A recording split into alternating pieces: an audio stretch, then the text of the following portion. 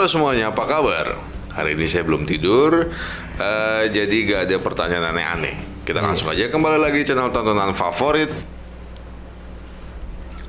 Ya, Emon Jeglek. Membahas film-film Al-Faedah dan menegangkan dan bisa dipastikan kamu tidak perlu lagi jauh-jauh ke bioskop atau streaming online yang dipenuhi dengan iklan judi dan pembesar. Ya, kuning semua. Oke. Setelah kemarin menyaksikan serabi-serabi lempit khas Cina dan khas Thailand, hari ini kita mau bahas film yang romantis dan absurd dari Korea yang berjudul Guseju. Atau yang dikenal dengan judul Oh My God. Film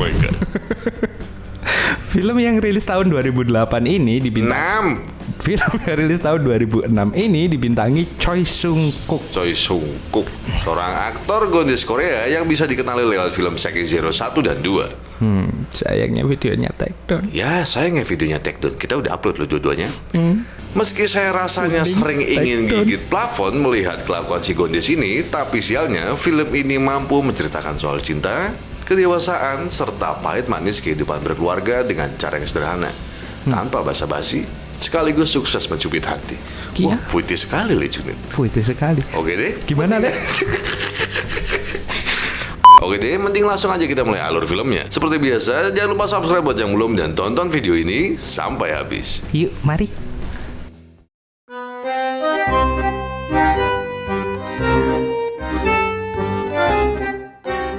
Alkisah, gara-gara capek dibully terus sama teman-temannya, seorang gadis berkenampilan langka nan eksotis bernama Enju memutuskan untuk berpulang ke sang pencipta dengan cara berpura-pura tenggelam di danau. Tapi jadinya Enju malah tenggelam beneran gara-gara kepleset. Lah, Anda mau pulang apa Anda? Tapi tanpa disangka, Enju langsung diselamatkan oleh sesosok pria yang tampan.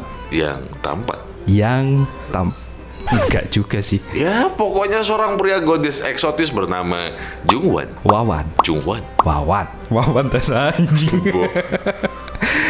Beberapa tahun kemudian, waktu Junghan lagi menjalankan wajib militer, dia disamperin sama Enju. Wah. Jungwan dan Enju lalu makan bareng. Wih. Tapi rupanya Enju dengan sengaja terus-menerus menyodorkan alkohol ke Jungwan. Waduh, masih hingga akhirnya Jungwan pun mabuk dan langsung dibungkus oleh Enju ke kamar hotel. Yang dibungkus? Enju, Jungwan. Dibungkus sama mbak-mbak. Bisanya. Cuma rupanya mirip Bani kan udah.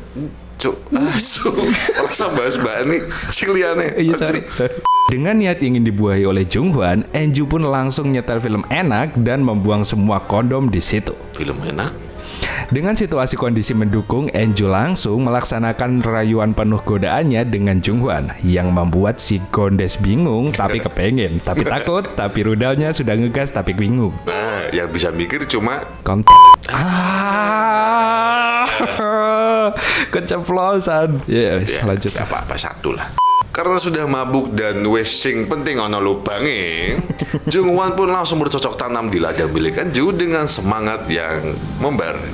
Iya, membaranya kebalik sih sebenarnya. Bani. 2 tahun kemudian, kini Jungwan tengah siap-siap untuk pementasan di kampusnya karena dia kuliah jurusan teater. Tapi pas gilirannya untuk tampil, Jungwan malah ngelepas kostumnya dan kabur. Dengan setumpuk uang, Jungwan pun mulai ria. Tak hanya untuk beliin gadis-gadis perhiasan, Jungwan juga menghabur-haburkan uangnya di diskotik milik bawahan bapaknya, seorang gangster bernama Dusik. Tapi pas pulang ke rumah, bapaknya ngabarin kalau berangkas uang keluarga mereka baru saja dirampok. Dan pas dicek di CCTV, ternyata ketahuan Jungwan yang nyolong duit bapaknya sendiri. Si bapak langsung ngamuk sehingga Jungwan kabur. Pas Jungwan kabur keluar rumah, tiba-tiba disamperin 2 orang detektif dan dibawa ke ruang interogasi kantor polisi. Iya. Ya lanjut, Man. Di ruangan itu ia ditemui oleh sang jaksa penuntut umum yang rupanya ia adalah Enju. Si mbak eksotis yang dulu pernah menggagahi dirinya. Si mbaknya ini ternyata gagah. Saya tidak mau bayangkan. Tapi mbak Dio gagah. Enju lalu membawa Jungwan ke rumahnya, di mana Enju tinggal bersama seekor bulu bibi. yang Bulu di bibi. BU lu. Buta.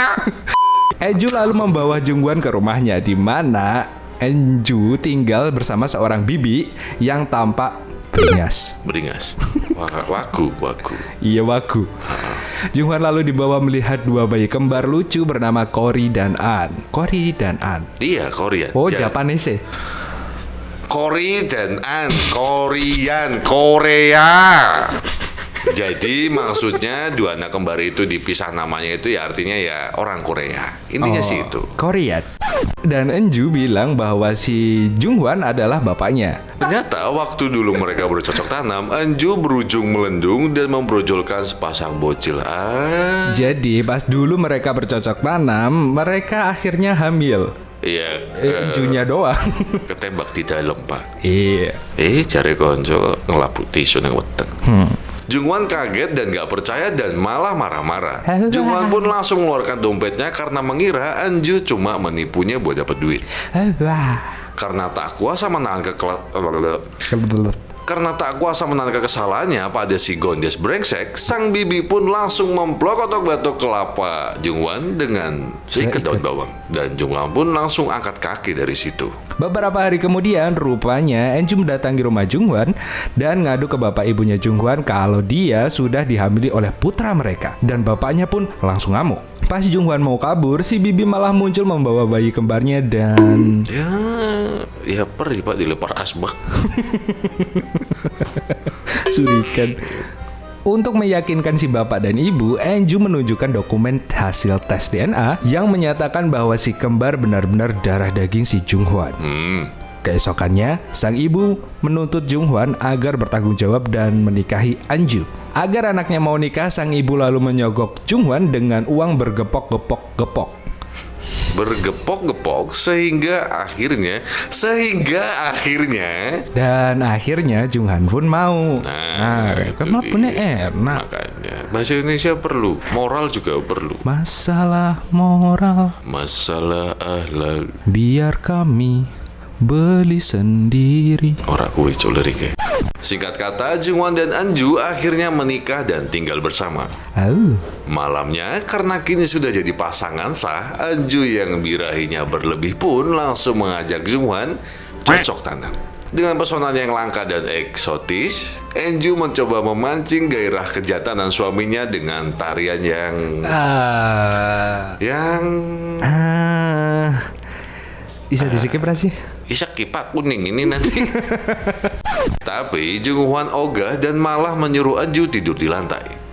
Karena Anju adalah gadis dengan semangat pantang bobo sebelum diplokoto, ia perlahan merayap ke atas ranjang dan mulai menggagahi Jungwon yang lagi bobo nyenyak. Digagahin lagi? Ya, lagi-lagi dibungkus. Lagi-lagi digagahin. Waktu pagi tiba, Jungwon pun kaget melihat tiada sehelai benang pun di tubuhnya. Merasa ternodai.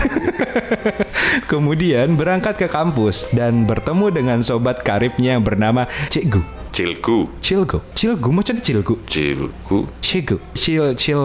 Ya Cilgu. Alah Tatang we ngopo? Ya Tatang lah. Tatang diceritakan berasal dari keluarga yang kurang mampu dan ibunya baru saja kena tipu uang sehingga hari itu dia berniat mengundurkan diri dari kuliah karena tidak mampu membayarnya. Loh, kayaknya saya kenal yang kayak gitu. Iya, Tatang Harapan kan? Kowe cok. Tapi Jungwon tidak terima Tatang pergi meninggalkannya karena mereka sudah bersahabat di kampus selama 10 tahun. Wah, betah sekali ya. Iya.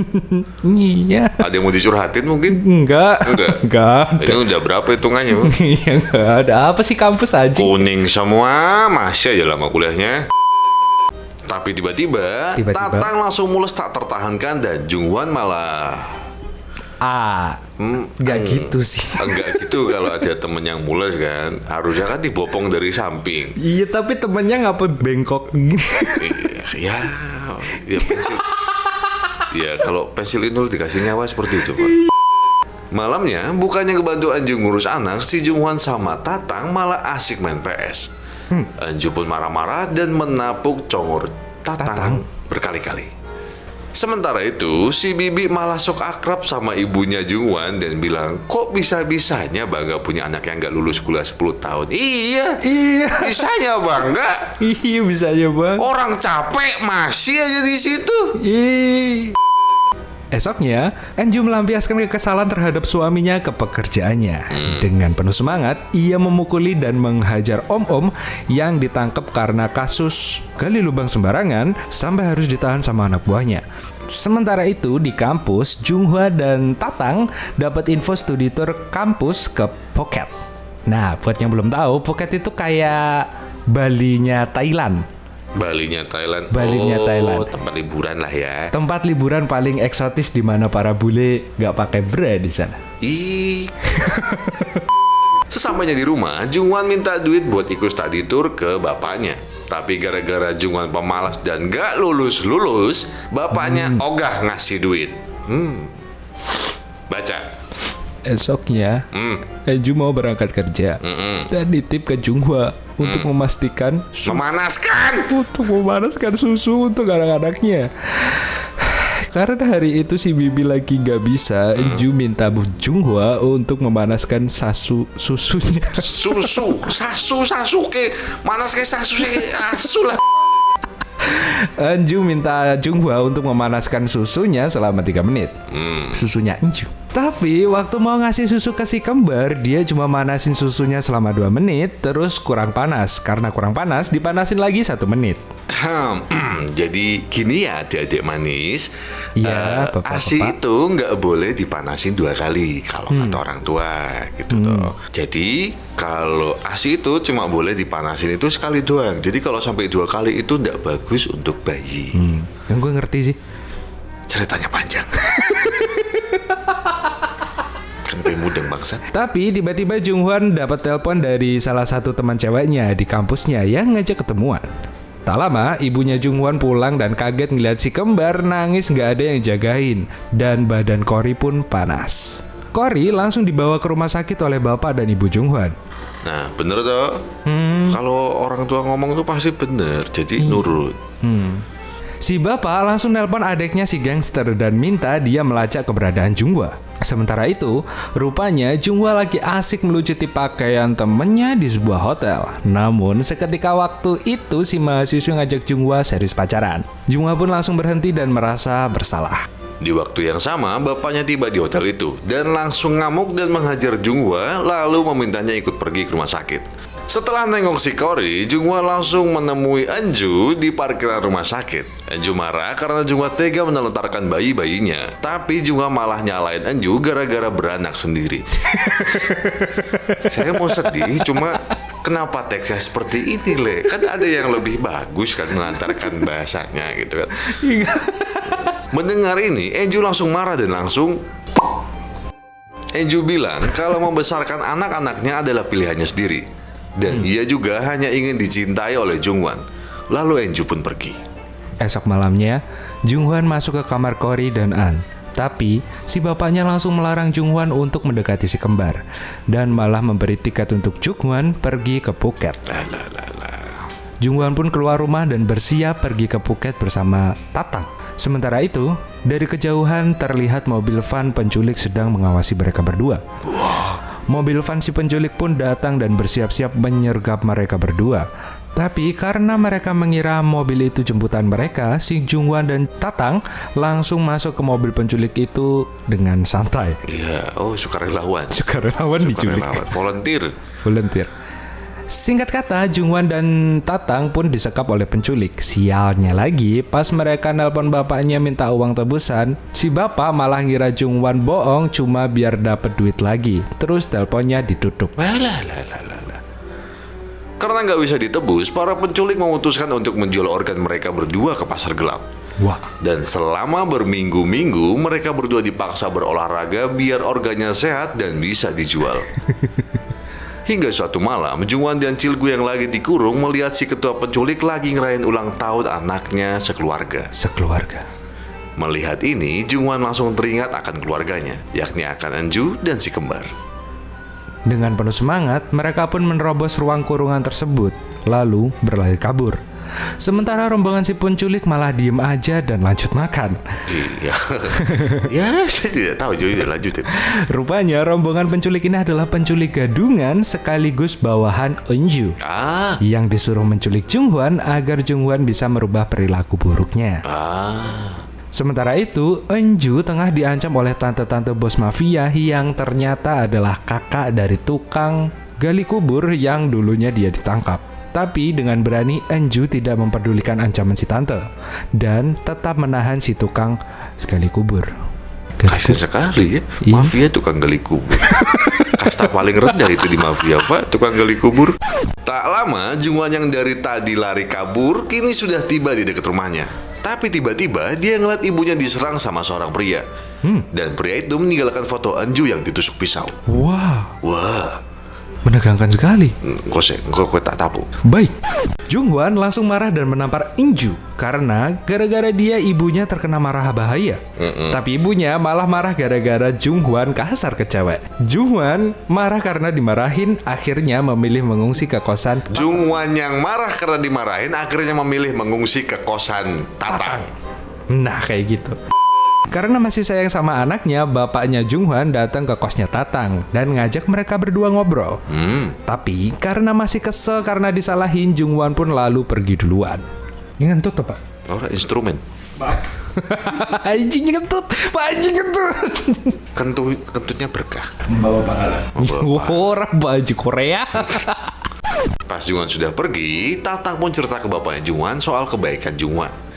Ternyata uang yang waktu itu dikasih ibunya untuk menikahi Eunju dipakai oleh Junghwan untuk membiayai kuliah Jilgu atau Tatang dan membayar hutang ibunya. Wow. Mendengar ini, sang bapak langsung terharu dan merasa bersalah udah ngomelin anaknya. Junghwan pun langsung pulang ke rumah dan menemukan jurnal album foto si kembar yang disusun oleh Eunju. Junghwan pun mulai membacanya. Rupanya, Eunju dari dulu sangat mencintai sosok Junghwan yang sudah menyelamatkannya waktu tenggelam. Waktu dia hamil, dia pun senangnya bukan main. Eunju pun menjalani semuanya sendiri, dari mengandung, melahirkan, dan membesarkan. Itu semua ia lakukan sembari berusaha keras untuk masuk ke sekolah hukum. Semua ia lakukan dengan harapan suatu hari bisa dicintai dan bisa bersama Junghwan. Laki nggak boleh nangis. Mengetahui itu semua, Junghwan pun tak kuasa menahan air matanya. Setelah itu, Junghwan keluar lagi untuk menjemput Tatang yang mabuk dan terkapar di warung. Tapi pas mereka berdua jalan pulang, seketika mereka dicegat oleh beberapa pria misterius. Apalagi Pak ya, habis sedih jemput temen yang mabuk. Kalau saya buang di jalan, ngerepotin. Sudah bagus, romantis, malah mungut temen. Junghwan dan Tatang disekap oleh komplotan si tante-tante bos mafia. Junghwan lalu disuruh nelpon istrinya. Pas nelpon, mereka malah berantem gara-gara Eunju masih marah sama ke Junghwan. Tapi Eunju langsung luluh karena untuk pertama kalinya Junghwan memanggil Eunju dengan panggilan istriku. Dan mengakui rasa sayangnya pada istri dan anak-anaknya. Teleponnya langsung diambil oleh si tante mafia. Si tante bilang ke Eunju kalau dia mau suaminya balik, Eunju harus membebaskan adiknya. Tak lama kemudian, Eunju pun datang membawa adiknya si tante mafia untuk ditukar sama suaminya. Tapi pas mau kabur, mereka dicegat sama bawahan si tante dan dikeroyok oleh banyak musuh. Wow. Dan film ini pun berubah jadi film berantem. Dan Eunju rupanya sangat ahli dalam bertarung. Tak lama kemudian, salah satu bawahan Eunju pun datang dan ikut berantem melawan pasukan si tante. Karena nggak terima dipukulin istrinya, Junghwan pun melindungi Eunju dan karena nggak diterima dipukulin. Karena nggak terima istrinya dipukulin. Iya. Neng persidangan iso mati ki nyawane wong nek salah ngomong. Karena gak terima istrinya dipukulin, Junghwan pun melindungi Eunju dan nyuruh Eunju untuk diam biar gak terluka. Seketika, bapaknya Junghwan dan Dunsik datang menyelamatkan Junghwan dan Eunju. Cuma dengan menunjuk jari, Dunsik langsung menghajar orang-orang berdasarkan suruhan bapaknya Junghwan. The master. Junghwan pun kepengen dan juga ikutan nyuruh Tatang, tapi hasilnya beda. Ya, bibitnya beda Pak ya. Yang satu kan ini nih besi, yang satu pensil ini, udah jelas ya. Iya. Sementara itu, Enju tengah berduel Baiwan sama si tante. Sialnya, Enju kalah strong dan mulai terpojokkan. Tapi dengan semangat ingin kembali ke anak-anaknya, Enju pun melancarkan ulti flying kick. Hingga mereka berdua pun sama-sama terbaring lemas tak berdaya. Bukannya mesti Nanosik menang? Iya tapi Iya. Ya sudah. Iya udah. Waktu pun berlalu, dan kini Jungwon dan Tatang tengah melaksanakan pentas tugas akhirnya. Dan ternyata perannya Jungwon nggak sampai semenit. Terus keluar panggung lagi. Bayangkan, 10 tahun kuliah nggak sampai semenit. Abis itu lulus. 10 tahun. Apa itu lulus? Nggak jelek-jelek banget sih sebenarnya. Terus. Ya tinggal moral, merasa brengsek atau tidak gitu kan. Ya, garap. Brengsek boleh, bego yang jangan. Iya. Sudah bego, brengsek, wah nyusahin banyak orang. Iya. Lanang Rento nangis. Di bangku penonton, terlihat Enju sekarang hamil lagi dan bangga melihat suaminya akhirnya bisa kelar tugas akhirnya. Sementara bapak ibunya Jungwon tampak senang sekaligus sedih. Ya, saya mengerti. Bayangkan, kuliah 10 tahun bayarnya kayak apa, Pak? Iya. Dan anaknya cuma semenit doang tugas akhirnya. Betul.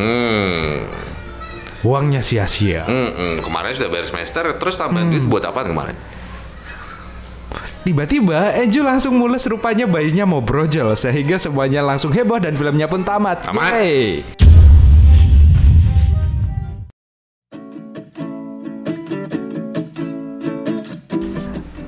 Oke, jadi pelajaran apa yang bisa kita ambil dari film ini? Kalau kata Pak Haji sih, Mon, ya nakal boleh, brengsek jangan. Brengsek jangan. Kalau ndak kuat bayar, keluarin di luar. Laki bukan. Hidup jangan kayak pohon pisang, punya jantung tapi nggak punya hati. Yang saya entah apa maksud beliau. Iya. Katanya teman tapi nggak boleh keluar dalam. Enggak, bukan yang itu. Kejauhan bangsa. Ya Pak Haji, Korea ini emang banyak nasihatnya. Cuma kalau nonton film yang putingnya agak kanan sedikit ya minta di pause dia. Ya udah segitu aja dulu. Kalau di sini tulis Legend kan Dayat mau undur diri dan Timon kan tetap undur-undur. Terus terima kasih banyak. Cuma mau kita ingetin jangan lupa share video ini ke mantan-mantan atau selingkuhan kalian. Betul. Serta selingkuhan mantan kamu atau ya pokoknya sesuatu yang membuat ricu. Yep. Oke? Sudah? Dadah.